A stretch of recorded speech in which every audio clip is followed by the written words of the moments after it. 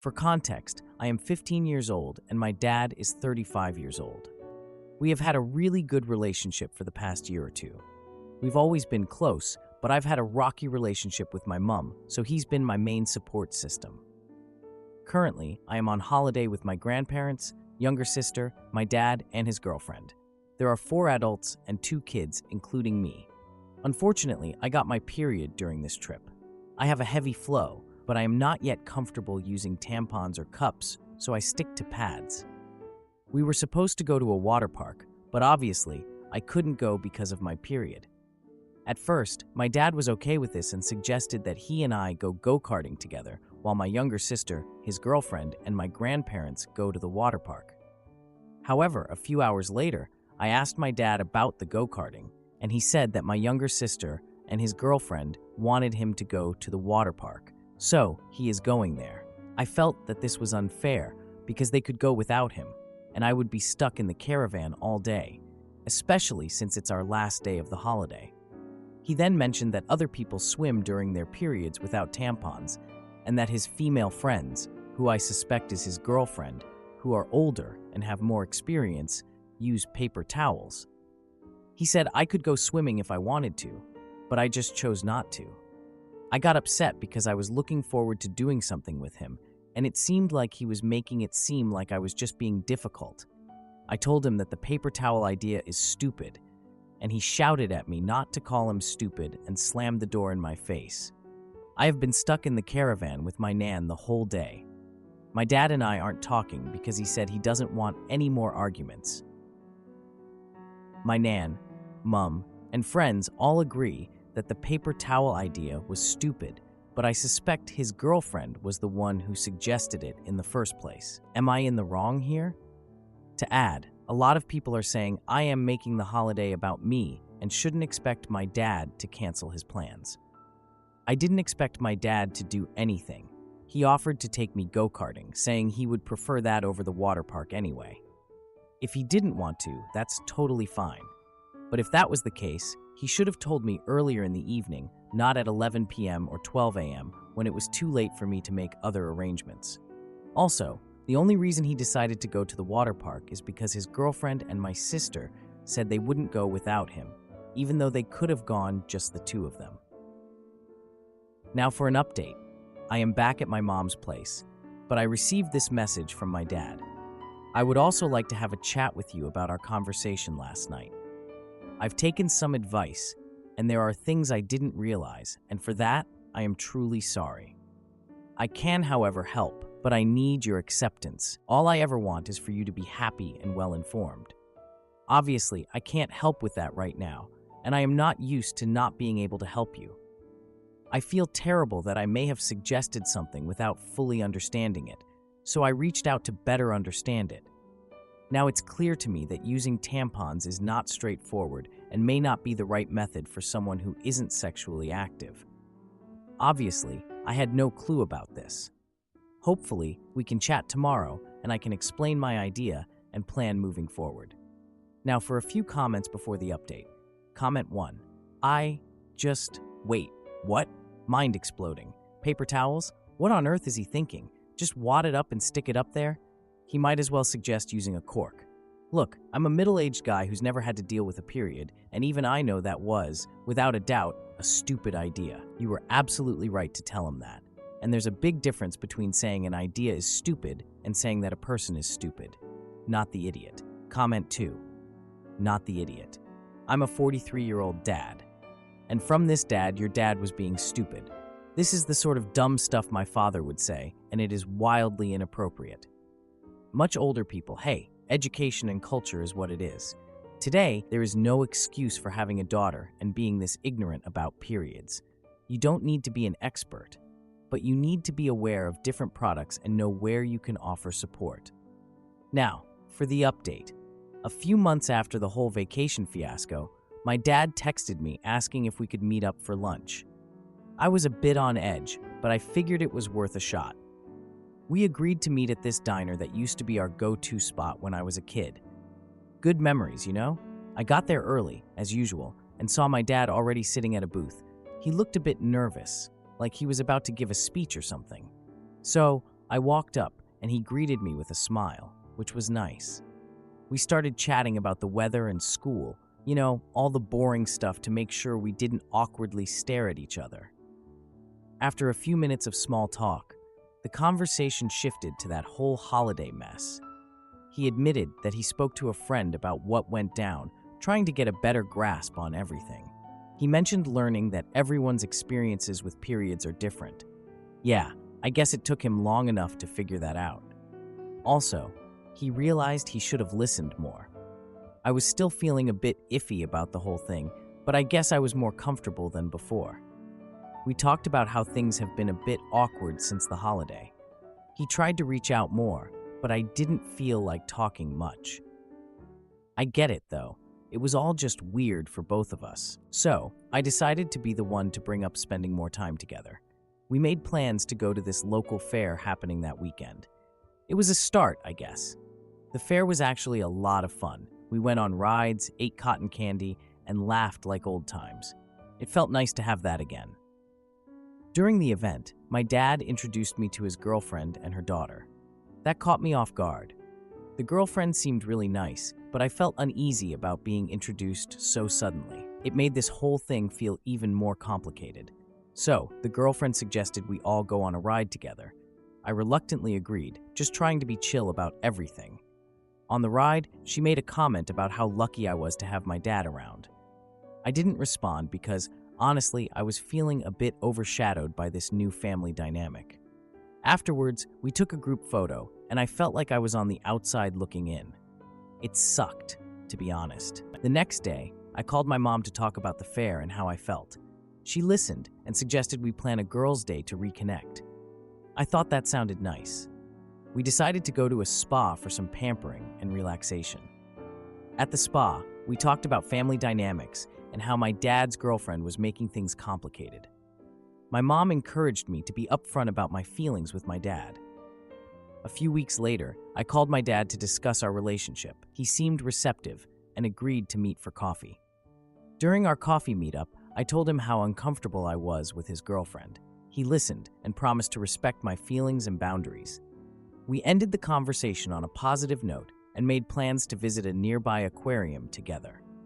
At the aquarium, we bonded over sea creatures and shared memories of past visits. I noticed my dad seemed more engaged and attentive, which felt good. The next week, he invited me to a birthday dinner for his girlfriend. I was a bit conflicted, but decided to go to show support. The dinner atmosphere was tense as everyone made small talk. During the cake cutting, the girlfriend tried to include me in the celebration.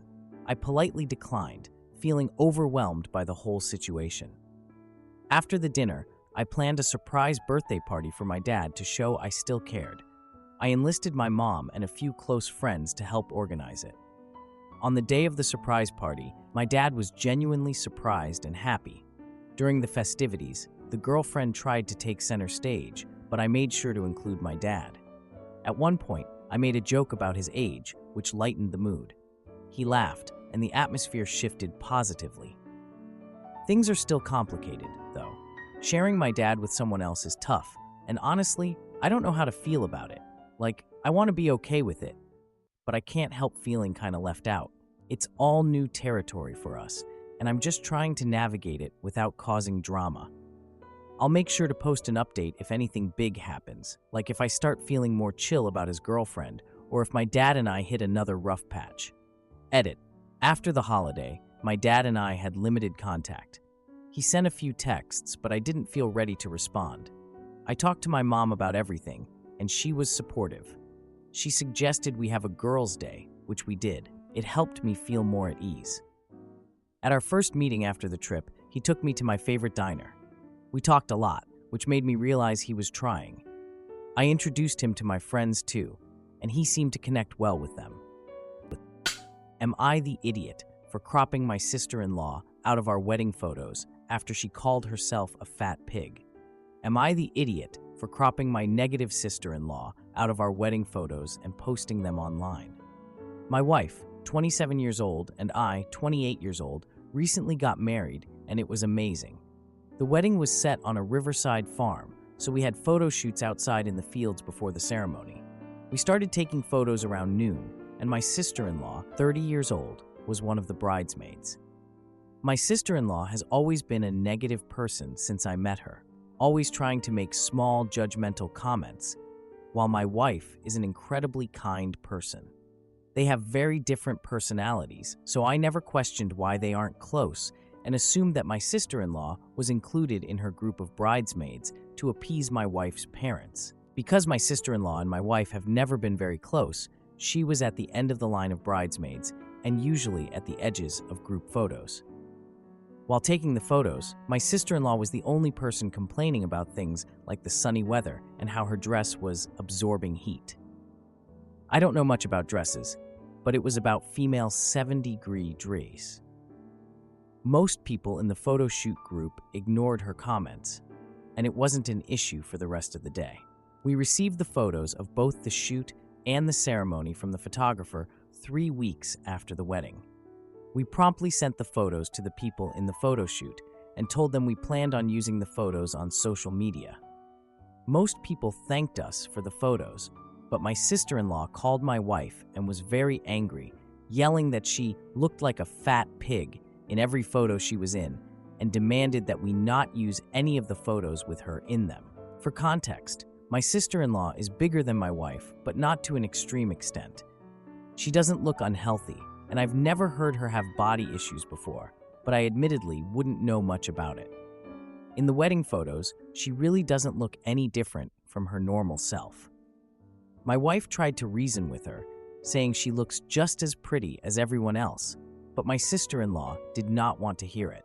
She reiterated that if we used any photo of her on social media, she would never speak to us again and would put us on blast, whatever that means. My wife was really hurt by her sister's outburst, and I was very bothered that she thought she could tell us what to do with our special moment. Here's where I may be in the wrong. I decided that if she had such a problem, she didn't need to be in the photos.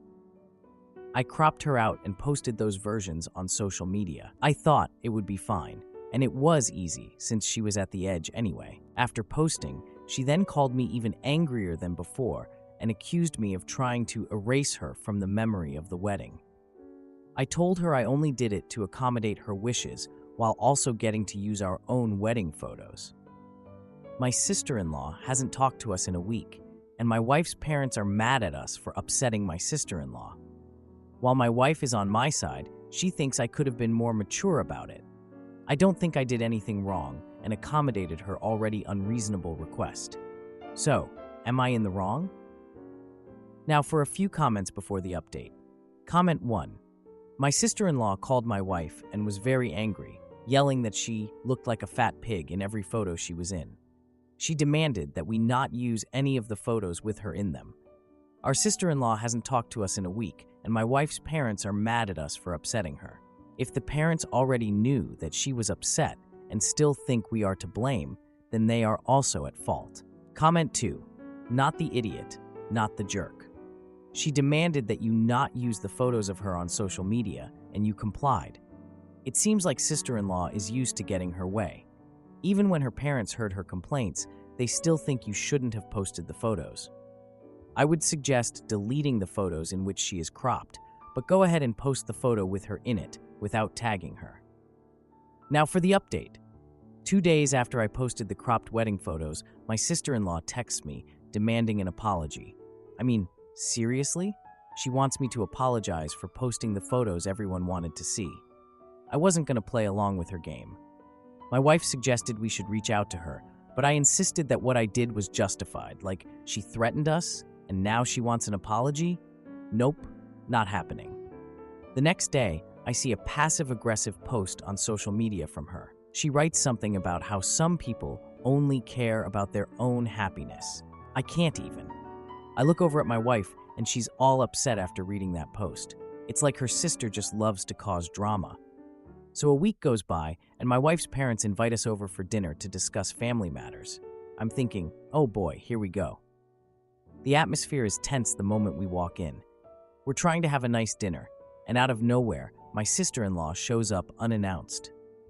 The tension gets even thicker. She starts accusing me of ruining her reputation and causing all this family drama, Like, come on, you brought this on yourself. I try to defend myself, but she just keeps raising her voice, making it a spectacle. My wife tries to mediate, saying it was just a photo, but nope, not her sister. She's not backing down.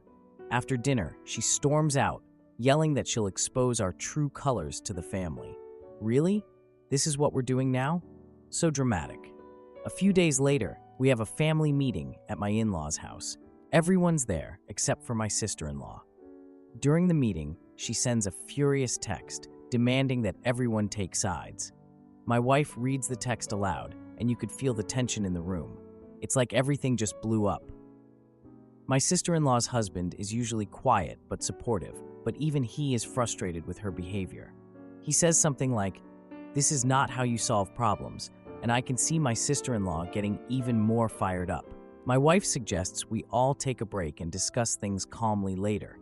Thank God for her. I propose that we have a gathering at our home to reset family relationships. It was my way of trying to fix this mess. Everyone agrees, and we plan a barbecue for the weekend, inviting everyone, including my sister-in-law. We start preparing for the barbecue, and I'm determined to make a special dish to impress the family. It's like my way of showing them that I'm not some villain in this story. The day of the barbecue arrives, and my wife helps me with the setup. As guests start to arrive, my sister-in-law shows up late. You can just feel the tension in the air. I try to be friendly, offering her a drink, but she brushes me off. It's like, come on, we're trying to make peace here. During the barbecue, the atmosphere is strained, and conversations are awkward. It's crickets most of the time. Then my sister-in-law suddenly makes a scene, claiming the food isn't good enough and belittling my efforts. She says something like, "Is this really the best you could do?" I stood firm and challenged her. I told her that I put a lot of work into the meal, so she could either eat it or leave. Family members start to take sides, and it's a mess. Some are supporting me, and others are siding with her. She threatens to leave and calls me selfish for wanting all the attention during a family gathering. I just lost it at that point. I told everyone, you know what? I have a story to tell, and it's about this one time when my sister-in-law was a total klutz with our family pet. I start telling the story, and the whole place just erupts in laughter. It was like a pressure valve got released, and everyone was just happy for a moment.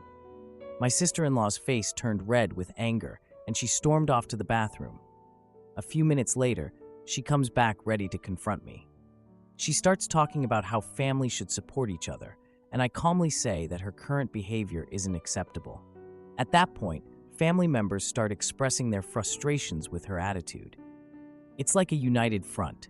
She tries to shift the blame onto me, but no one's buying it anymore. In a final attempt to guilt everyone, she threatens to go public with her version of events. That's when my mother-in-law says, "Go ahead." The family stands firm, and we're all done with her games. Now, I'm just sitting here, feeling a mix of relief and anxiety. Like, I really didn't expect the family to back me up like that. But on the other hand, I'm worried about what she might post. My wife is more relaxed now, which is good, but I can see she's still upset about how this all went down. I'm just hoping we can move on from this mess, but I have a feeling it's not over yet. Maybe I'll update if something major goes down. Edit. After the barbecue, my sister-in-law's social media post didn't happen right away. A few days later, her husband called us and asked us not to look at her social media for a while. He said he would handle the fallout, which was a relief because I didn't want to see any passive-aggressive posts. It turned out that my sister-in-law made a post about how her family was toxic and unwelcoming, which, of course, upset a lot of people. My mother-in-law had to step in and explain what happened at the barbecue to the rest of the family, and many of them ended up supporting us. It's all been a bit overwhelming, but I'm grateful for the support. Am I the idiot for refusing to buy a house with an HOA, even though my wife loves it? Am I the idiot for refusing to compromise on my deal breaker and causing tension with my wife over an HOA house? My wife, 34 years old, and I, 38 years old, are shopping for our first house. We both put together lists of needs, wants, and deal breakers for our desired home. We both had similar lists in terms of needs and wants. multiple bedrooms, and good schools for when we have kids, fenced-in yard for our dog, no major renovations needed, etc. I only had one real deal breaker. I told her I would refuse to even put an offer on a house that has a homeowners association. My parents lived in a homeowners association when I was a teenager, and I saw the amount of BS they had to go through all the time. There's no way I want to spend a huge amount of money and have to deal with that kind of thing for who knows how many years. The house could check every single box on our need and want list, and I would still refuse to even try to buy it. Well, our search has not been easy. We have been priced out of a lot of areas that we were hoping to live in, and the houses that are more within our budget are not exactly what we're looking for. We've toured dozens of houses, had offers rejected, had sellers try to get us into bidding wars. We've argued, disagreed, and fought. It sucked. Last week, our realtor sent us a home that was just hitting the market. She was excited because she thought it was exactly what we are looking for. My wife fell in love with the pictures and wanted to set up a tour. But as I was looking at the listing, I saw it has a homeowners association. I told my wife that I don't even want to go look at it since I don't want to put an offer on it. She decided to set up a tour with the realtor without me. She viewed the home without telling me about it, then came home and was all excited to submit an offer. She spent an entire evening trying to convince me that it's her dream house and that we need to submit an offer before it's too late.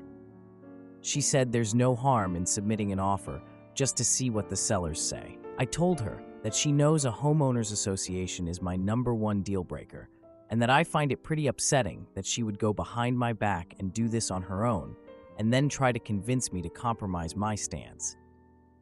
She tried to downplay how much of an impact a homeowners association would have on our lives, and told me that a little inconvenience from a homeowners association won't offset how much we enjoy our home. But she's never lived in a homeowners association. She hasn't seen firsthand how nuts they can be and how stressful it can be for a homeowner. I reminded her that when we started looking, we both agreed that this had to be a 2-yes decision, meaning that if one of us vetoed a house for whatever reason, we wouldn't pursue it. And she knows that a homeowners association is my #1 veto reason. She's now super pissed at me for vetoing her dream house. She's telling me we will never find a house that checks so many of her wants and needs, and that I should just let go of the homeowners association thing and submit an offer. I told her she's letting her frustration with the process cloud her judgment, and she's taking it out on me. Now, for a few comments before the update. Comment 1. Not the idiot unless you live in a place where your deal breaker of no homeowners association, HOA, knocks out all but a lucky chance of finding a home. Where I live, if you want new construction, there will be an HOA, but you can find pockets of existing neighborhoods that don't have one, so with patience, it should be possible. Where my parents live, good luck. There's no way you'll find something without an HOA unless you buy land and build where there are no existing structures/residences. And to do that, you have to go fairly rural. From your post stating you guys did make offers that just didn't work out, I'm guessing that's not an issue where you live, and therefore she is just getting frustrated and trying to renege on the agreement. While I think no agreement in marriage should be permanently tabled, as in her raising the issue to see if there is some movement on your side, now that you've experienced some setbacks, should be okay. She can't just unilaterally insist that your deal breaker gets dropped. Comment 2. Nah, because buying a house as 2 people is a tough process, and it can make jerks out of the most non-asshole-ish among us. My partner and I just closed on a house that we both love, but involved major compromises on both of our parts. I found that it was very difficult to treat things that were important to her, but not to me, as legitimate parts of the decision, rather than obstacles to a decision that satisfied myself. I think both of you may be having trouble with that as well. My suggestion would be to get your realtor to give you a copy of the rules for this HOA, do some research, and see if it's really as bad as you fear. My old neighborhood had one on paper, but in practice, it did nothing. Either way, your wife will appreciate your willingness to consider compromising on this issue. Now, For the update, 2 days after the argument, I went to my parents' house for dinner. They invited my siblings, Jake and Kate, and their significant others. The dinner was to celebrate my dad's promotion at work. The whole thing was kinda awkward, but I don't want to get into that. My wife and I have been fighting about this house thing nonstop. We can't even agree on where to eat dinner anymore. During dinner, Jake started talking about all the renovations he and Rachel had done to their new house and how happy they were there. This made my wife mention our house search. She threw in that she'd been looking at this amazing house and how she really wanted to check it out, but we couldn't agree, like we were some sort of couple on a reality show. My heart sank when she casually brought up the house with the HOA because I felt like I was going to explode. I could feel my face getting hot. Anyway, Jake asked why we hadn't made an offer on that place yet. I told him my deal breaker was the HOA, and my wife jumped in, saying she didn't understand why I was being so stubborn. Just like that, awkward silence took over the whole table, and Kate tried to change the topic by talking about her recent vacation. It was cringy, to say the least. After dinner, we moved to the living room for dessert. My mom asked when my wife and I were planning to settle down and buy a house. My wife piped up, saying we were looking at a great option, but had differing opinions. I felt like I was trapped, and I reiterated that I was against the HOA. My dad tried to lighten the mood with a joke about how they used to have an HOA, but it didn't work. The tension just grew, and my wife shot me a look that would have made anyone else shudder. We finished dessert, but I could feel the underlying conflict simmering. On the drive home, my wife let loose about how uncomfortable the dinner was. She said I made us look like a couple that couldn't agree on anything. I told her I was just standing by my principles, but she wasn't having it. The argument escalated, and we both started raising our voices. By the time we pulled into our driveway, I could feel the anger radiating from her. She slammed the car door and stormed into the house. The next day, I went back to work and tried to avoid talking about the house situation. I got a text from my wife saying she was going to spend the weekend with her parents. That evening, my mom called to ask about our house search. I told her about the argument my wife and I had, and she suggested we should consider all options. I didn't really want to hear that, but I didn't say anything. My wife came home late Sunday night, and we both avoided each other. The following day, our realtor texted to say she had a new listing that had caught her eye. I reluctantly agreed to meet her to keep the peace with my wife. During our meeting, the realtor mentioned this one house that had an HOA but was a great deal. I was like, seriously? When I got home, my wife was looking at houses online. We both expressed our frustration about the lack of progress we're making. That's when the argument flared up again, when she suggested I compromise on the HOA. Edit. We eventually made an offer on the house with the HOA. Our realtor assured us it was a great opportunity. We're now in the negotiation phase, and it's been tense between us. If you like this video, you'll probably like these too. Also, while you're here, please consider subscribing. It's your support that keeps this channel alive and allows me to make better and longer videos. Have a great day.